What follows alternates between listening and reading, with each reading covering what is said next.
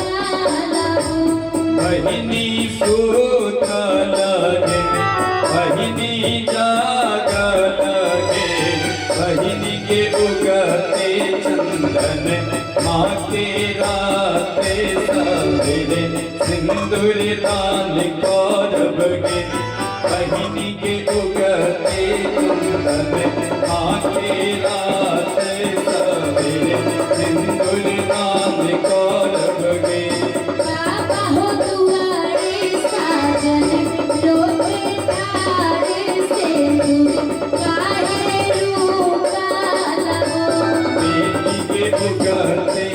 माँ के राते सवेरे सिंदूर दान